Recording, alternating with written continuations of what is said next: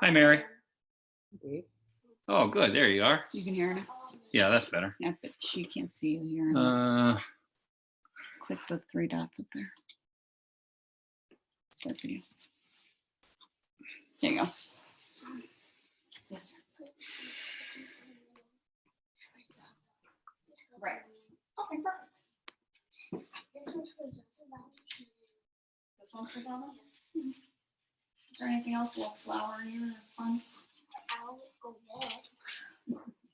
This one looks like something I use for daddy. So, Mary, I haven't done one of these before in this format, like with the shared screen and not having people, not seeing people and all that kind of stuff. So it's a little new to me. yeah, it's a learning experience for us all, I think, right now. Okay.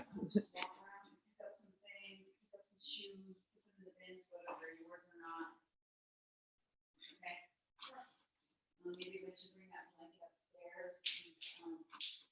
Nail polish upstairs. One thing I found. I'm verified. I see me. So, Mary, are people in the waiting room now? I do not believe so. Like, I got a couple other people, like I can see Misty, but there's a couple other attendees, Savvy Solutions and Stacy Layton. Are they listening to us right now, chit chat? Yes, Okay. I believe they are. Hello, Savvy Solutions and Stacey Layton. Hi, guys. Hi, Missy. Can you hear me? Like, am I in the right place?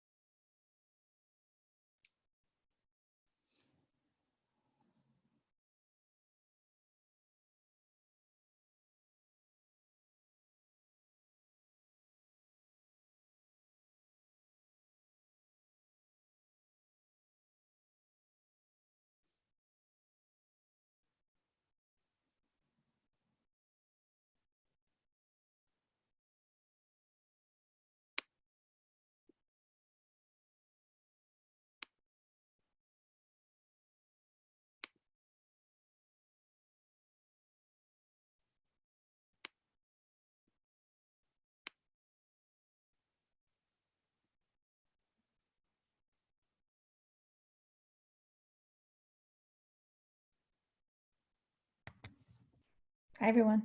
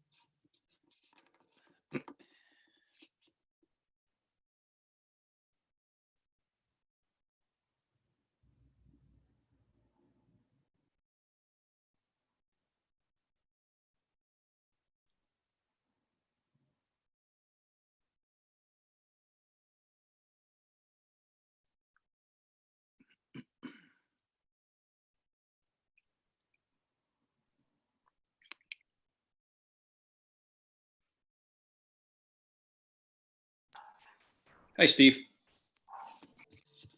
Hi, Dave. How are you? I'm good, thanks. Hi, Mary. Mary. Hi, Steve.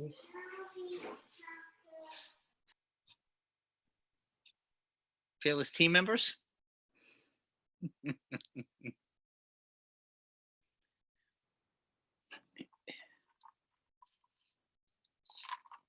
Oh, we're recording. Hey guys, Hi, Owen. Hi, just Owen. checking in. Do you guys need anything from me? Mary, everything going okay? You tell me, Owen, how's it look on your end? I'm pleading the fifth.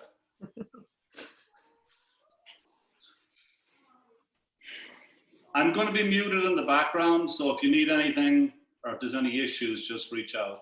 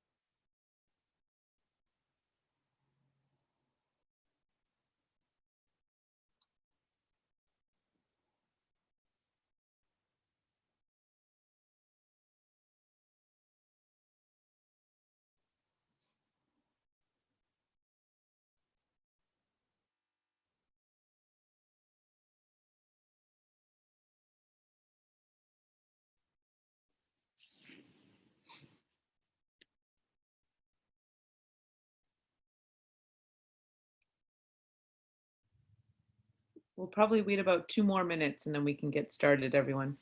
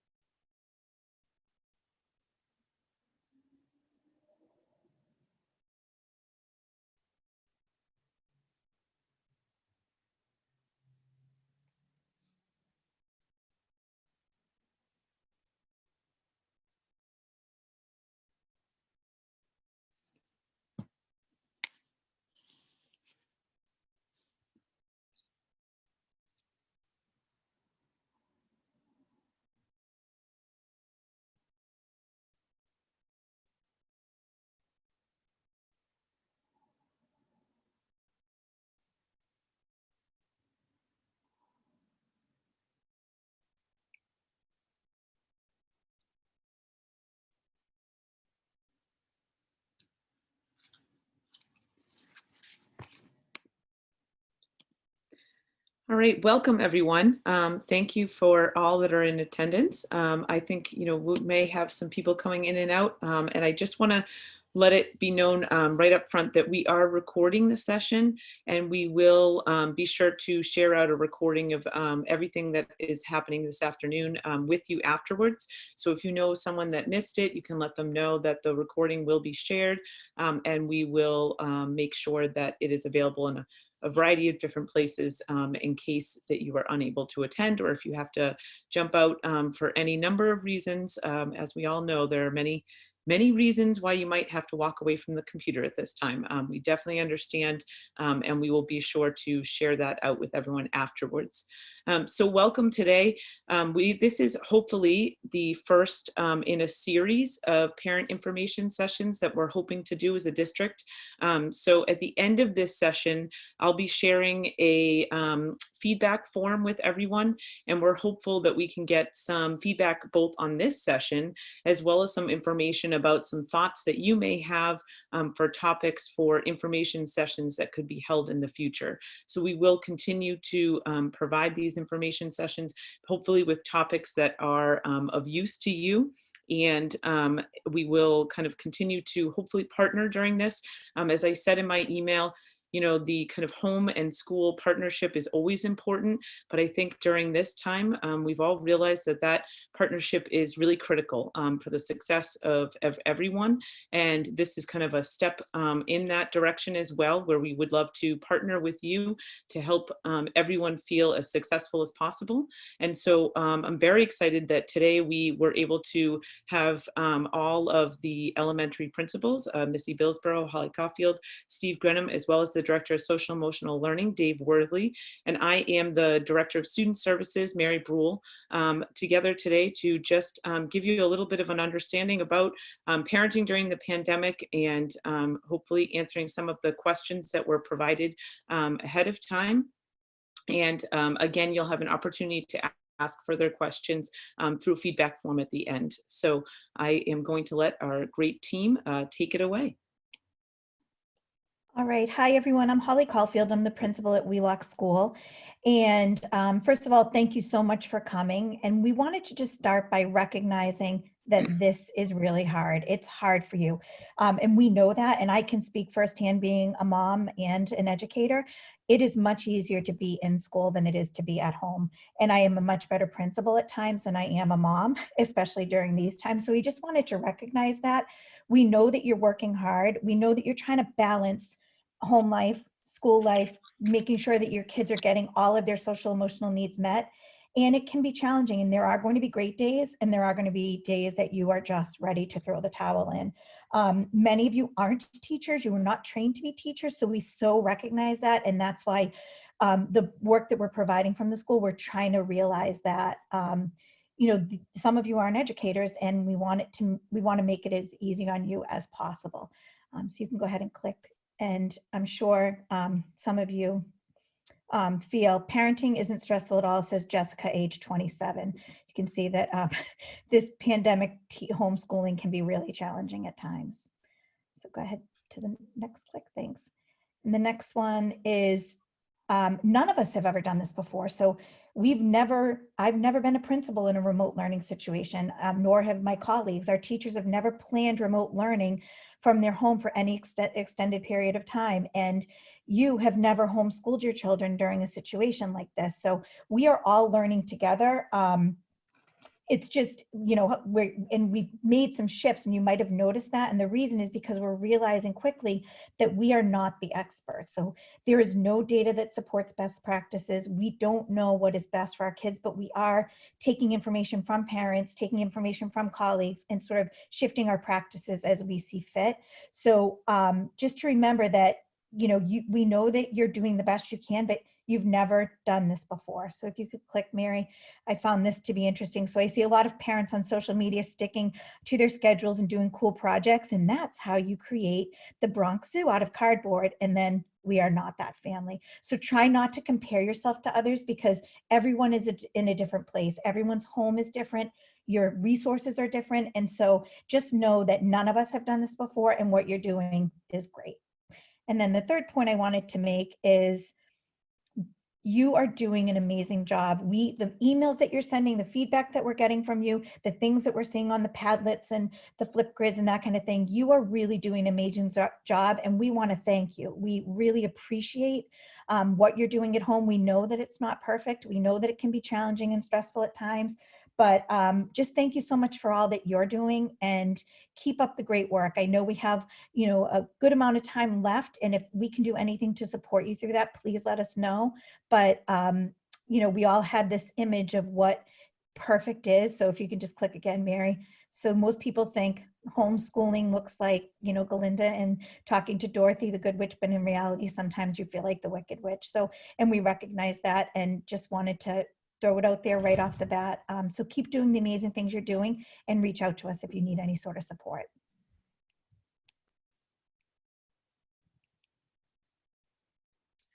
Well, good afternoon, everybody. My name's Steve Grenham, and I'm the principal of the Dale Street School. And I'm going to echo some of what Holly said at the beginning of her remarks, that number one, thank you very much for taking the time on this beautiful afternoon to visit with us. And also thank you for all the hard work that you're doing at home, because we realize that it is not easy, as Holly said in her slides. Similar to Holly, as some of you I may know or may not know, I have 4 children myself. So I have a high school senior, I have a sophomore, and I have twins in 6th grade. My wife is also a 1st grade teacher. So the Grenham household can be rather chaotic most days, trying to get our Zooms in as workers and also helping our own kids out as well. In addition to that, 2 of my 4 students are on IEPs. So they are having check-ins with special education teachers. So I know that managing all that can be very, very challenging. And I think it's important for parents to know that we wear that parenting hat as well as an educational hat. So the slide that I'm going to be talking about a little bit is similarities. So I think we could all clearly say that there's a lot of differences between going to school and walking around the lunchroom and giving fist bumps and seeing kids, which we all get in the business to do. But I think what happens is we pull apart some of the things that are going on right now in remote learning. I think we also will find that there's a vast amount of similarities as well. So just a couple that I wanted to point out to all the people that were coming to our workshop today is, number one, the whole child approach. Missy, Holly, and I work very closely as a group of principals, but we also work with Mary at Central Office and Dr. Morrison. And it's really our belief and our passion that we need to educate the whole child. So at this point in remote learning, Memorial, Wheelock, and Dale continue to emphasize this approach. So similar to when we were in school, the related arts, whether it's physical education, health, art, world language, maybe at Wheelock and Dale Street, are still ongoing. Our guidance and school psychologists from the social emotional side of it are meeting with different kids for lunch bunches or smaller groups. And also our music, and more primarily at Dale Street with instrumentals and ensembles, are still functioning in much the same way, where they're trying to meet weekly in Zooms. So it's really important that, our students have that opportunity when at school or in remote learning to participate in various activities that not only support their academics, because that's important to us, but more importantly to us is their social emotional well-being and that well-roundedness that we're trying to have kids leave each building. And of course, when they leave Dale Street, send them to Blake as a well-rounded student. Academic content. Many of you may have seen a week ago or so, the commissioner came out with the essential learning standards, power standards. There's been a couple of different names for them. I want to let people know that these standards are not revised standards in the fact that they weren't there before. These are all standards that the teachers would be teaching and students would be learning on any given year. So what the state, the DESE wanted to do to the Department of Elementary and Secondary Education is to make sure that, as kids are learning right now, whether you're a 1st grader, a 5th grader, a 4th grader, whatever your grade is, that everybody was learning the same standards, so that when people come in next year, that everybody will be starting from the same starting point, that the teacher that will be receiving kids next year will be knowing what standards were worked on at the end of this year, and then also what standards were not worked on, so that we can make sure that we are filling those standards in so that there are no gaps in student learning. The last one is consistency. So I think we really try to work hard at all three schools where we have our own individual kids. They're different grade levels, but I think we work really hard to be consistent on what we're doing to a K-5 level. I want everybody to know that right now grade levels and departments are continuing whole grade level and department common planning times like we do when we're in school. Today it was on the 5th grade common planning time from 11:30 to 12:30, where they're talking about, you know, the learning shells and also talking about how we can best serve all of our students. So they are coming in there. The grade level teams are consistent of the classroom teachers, special education teachers, reading and math specialists, guidance often will visit. So all of those people are working hard to make sure that we're developing common expectations for all students that are in our grade levels in our classrooms. In addition to that, the principals are meeting weekly and probably more often. I'd say that Holly, Missy, and myself have seen each other more often through this remote learning. And it's been really great to pick each other's brains, to give people some different ideas. And it's been great to do that so that we can identify areas that are best going to meet the needs of our students and staff to make sure that everybody is in a good space so that they can maximize their learning, but also maximize their social emotional health through different activities outside the academic realm. So I just wanted to kind of share that slide with everybody and pick out 3 different areas where I think it really emphasizes how we're very similar outside of the school with remote learning as we would be if we were doing our daily activities. Again, thank you everybody for coming.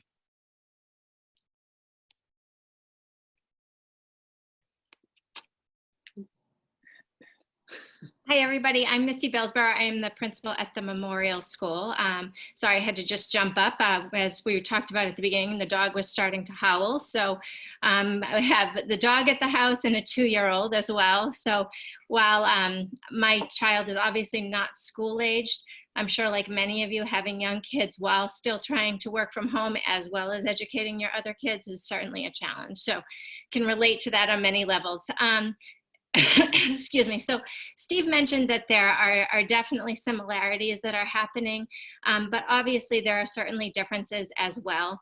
There's also a lot of EduSpeak that is being used. And we thought we'd try to highlight the 2 main forms of instruction that are being utilized, the tools that we're using to deliver that learning, and also the feedback, or how the feedback, excuse me, is being provided to students and families in K-5.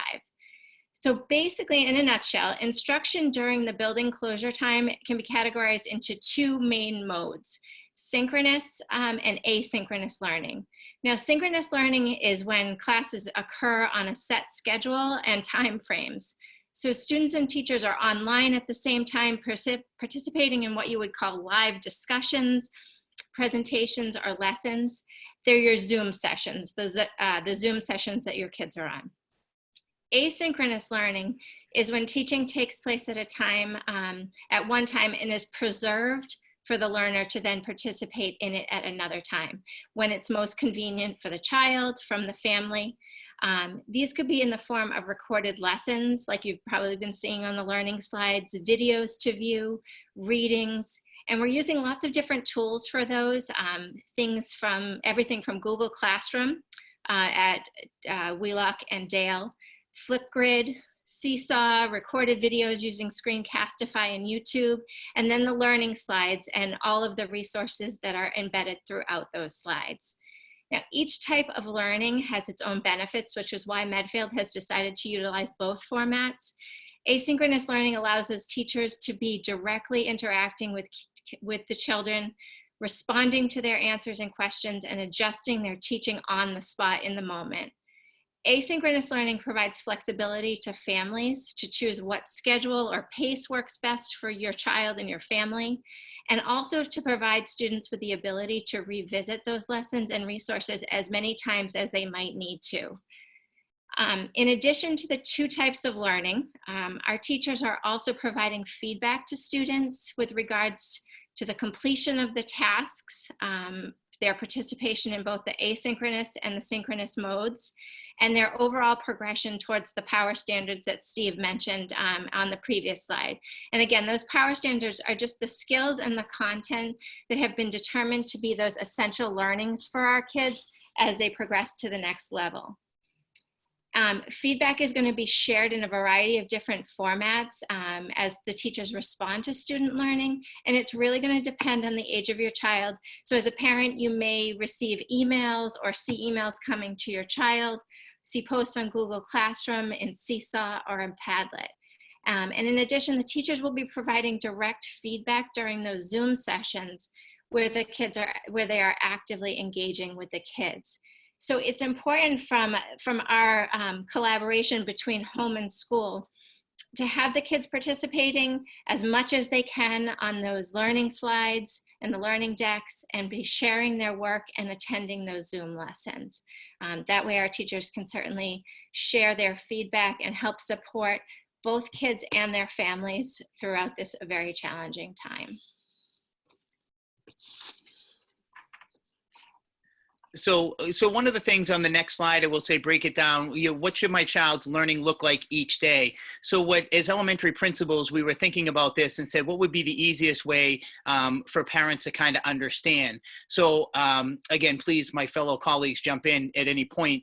But what we're looking at is that since the inception, pretty much of the April 6th meeting with the commissioner, he was talking about trying to use half a school day as a barometer. We are looking at maybe a little short of that, where it's 2 to 3 hours of engagement with the learning slides that are on each one of our decks. Again, that 2 to 3 hours might look different if you have a child at Memorial, to a child at Wheelock, to a child at Dale Street. Also, Missy had just talked about, we are having weekly Zooms, multiple weekly Zooms with students, and that active participation on the Zoom calls is really, really important. The FaceTime, that community spirit, but also more direct learning focus that are on those Zooms is really, really important. And the last one is, we just want to make sure and emphasize, and I think we try to do this even when we have the kids in the building, is we need to make sure that they have time to be kids. So again, if from a Dale perspective, if they are doing a reading assignment that might be 20 to 30 minutes long, have them do that assignment and then go outside and rollerblade or ride a bike or exercise in the driveway. Do that type of stuff, and then a little while later come back and do something different. So we really want to make sure, and our teachers have done a really nice job of this, a lot around maybe science and social study as well, that some of the learning that they're doing has them getting outside and doing some activities outside of that. I know that Dale Street, there was a science lesson this week that really had Miss Sager taking the kids outside and looking at different things. So we want to make sure that we allow them to be kids, because that's what they are. We don't want them in front of a computer for all 3 hours straight at a time. Again, that's information that I give my own kids when I'm at the house, but trying to make sure at the very basic of levels that these are kids that we're dealing with, and we tried to make sure that we can make all accommodations for them wherever possible, but also understanding they need time to go outside and be kids. And as far as those 2 to 3 hours, that may look different in lots of different houses, depending on how much your child can handle. So it might be the reading slide for a half hour and then take a nice little break, have a snack, the math slide for a half hour. And the teachers have worked really hard to come up with some must-do things that we're asking kids to do on a daily basis, and then some can-do things like more choice. And also I know the teachers at Wheelock just started providing a suggested schedule, because I think that has been really hard for parents to gauge how much time should a child be spending on each slide and that type of thing. So that 2 to 3 hours does not have to be consecutive, and it can look very different in different people's houses.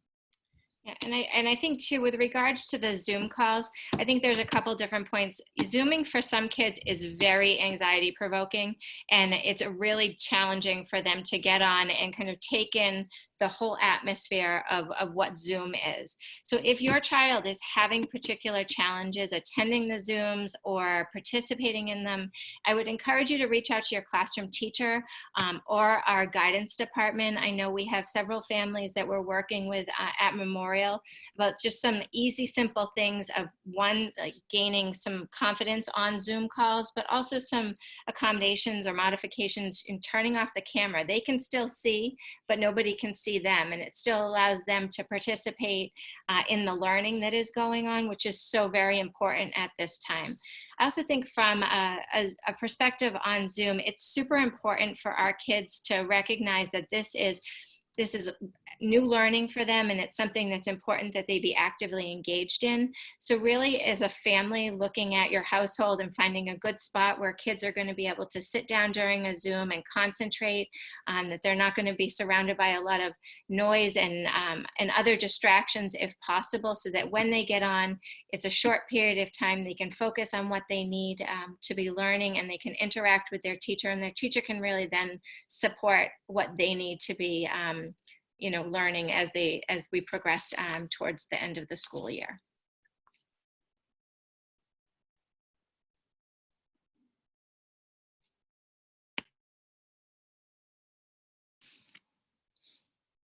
Hi, everybody.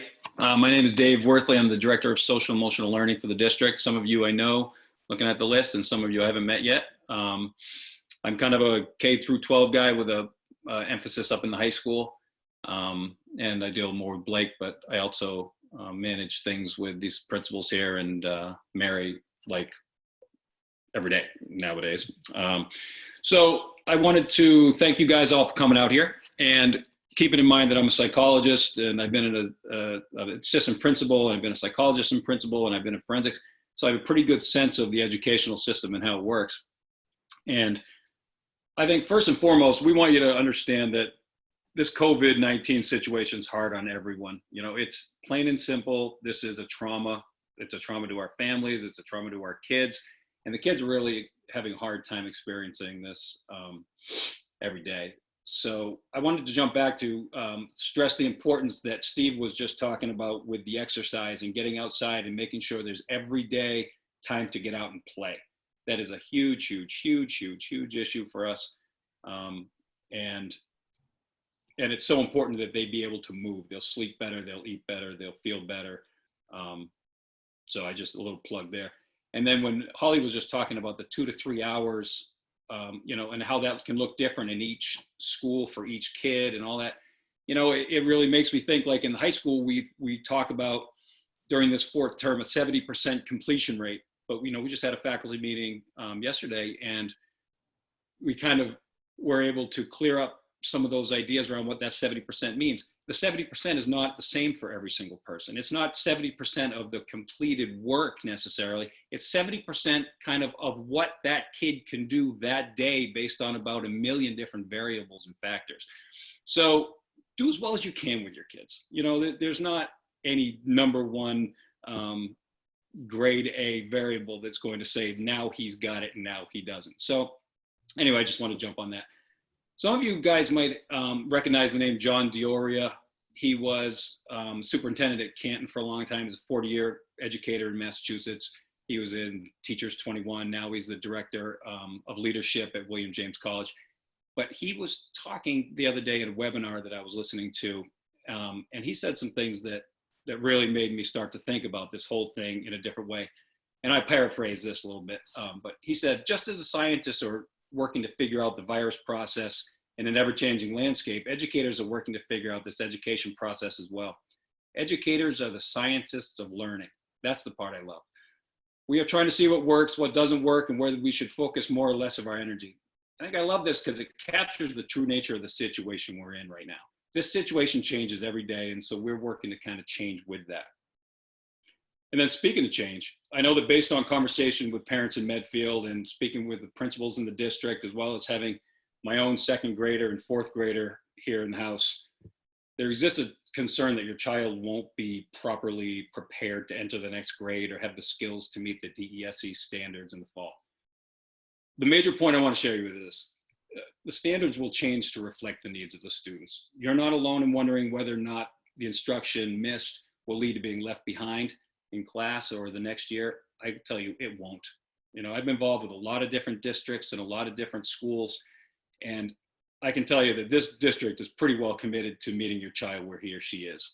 Education is going to look much differently in the fall, and I really assume, as do most of my colleagues, and I'm in SEL directors groups. We meet as leadership teams. We're all pretty confident that the teachers are going to be teaching to different standards in the fall. So that's something just to kind of ease your minds a little bit, like, because I hear it all the time. My kid's not going to know. They're just not going to be ready.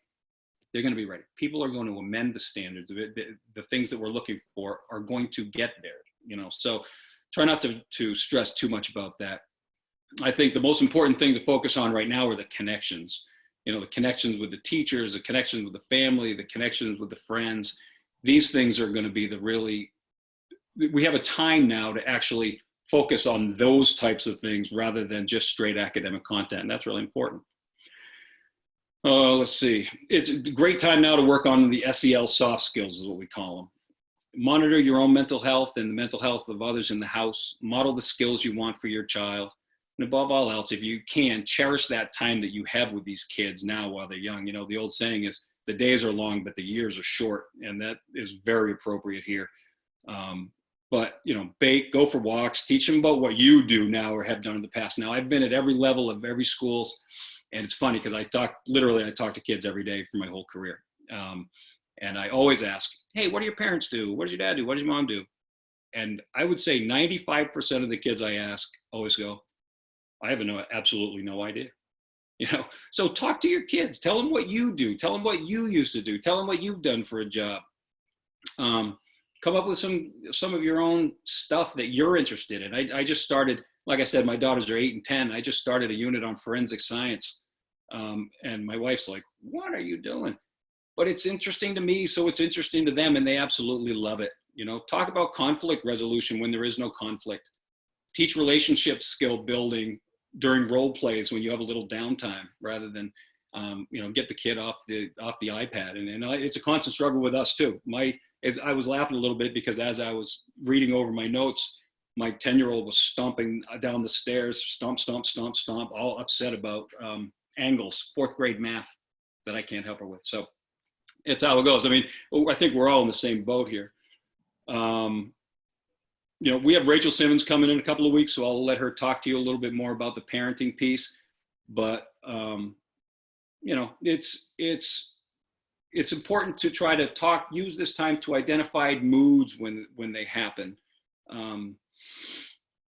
Emotional regulation, you know, take this time to do that.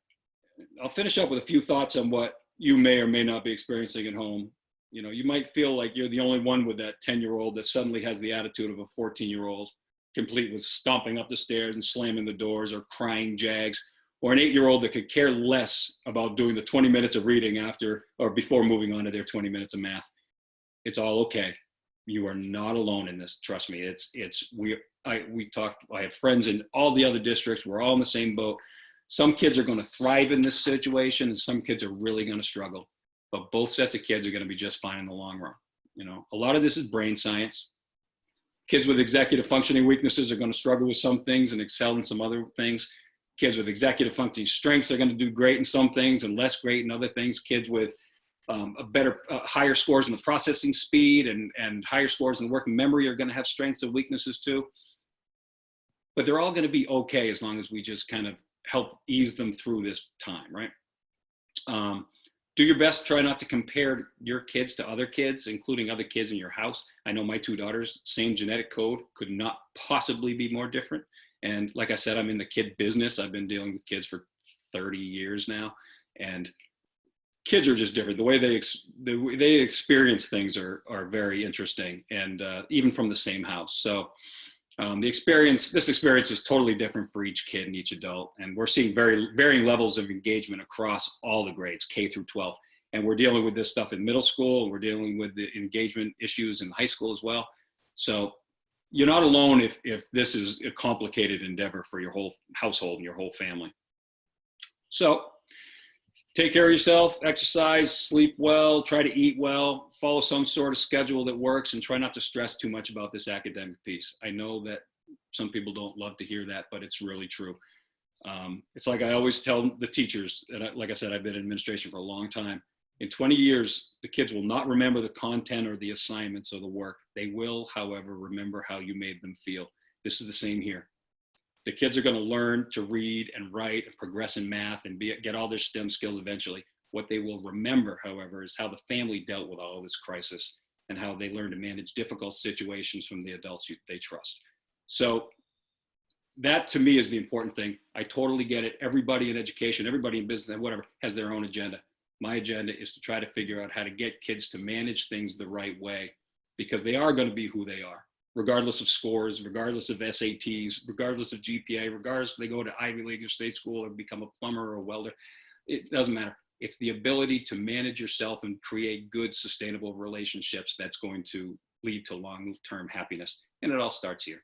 So that's kind of my message, always with teachers and with students and with parents. So with that, I really appreciate you guys listening, and I get a little wordy and something I'm passionate about. So I could stay here for hours and hours and hours, but we can't do that. So anyway, thank you for listening to me. Thank you, everyone. I wanted to, we decided that we thought it might be helpful to have kind of a resource page for you. You might be saying that's all well and good, except that you can't click on any of the links because you don't have the actual presentation. And I fully agree with you, you can't. However, I will be sharing out the presentation with everyone afterwards. And I know just from feedback that I'm getting and from, you know, talking to other teachers, that there are so many emails coming in every day, so many things being shared with you that we thought it might be helpful to kind of put together some of these key resources and just have them on one page. So when you're looking for something, you kind of know where to go to.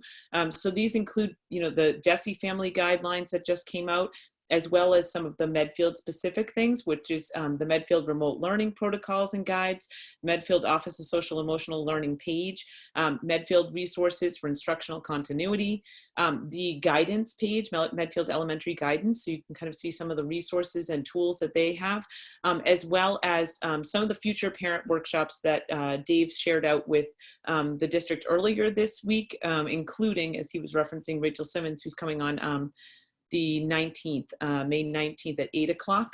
So tune in for that as well. But, and this hopefully is going to be the first of many sessions. You know, we are in through June, and we are hopeful that the Department of Student Services can continue to kind of partner with people through the district to offer some of these continued parent information sessions. So as I said, we'll be sharing some feedback forms at the end of this, probably after the second presentation today, so around 5 o'clock.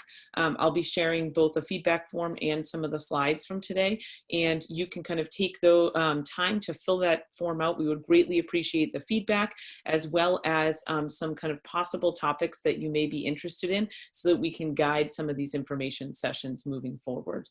But overall, we just really want to thank you for taking the time. It is a beautiful day out, and taking the time to kind of come and spend time with all of us today. Thank you very much. Thanks, everyone. Have a great day. Thank you, everyone. Thanks, everybody. Thank you.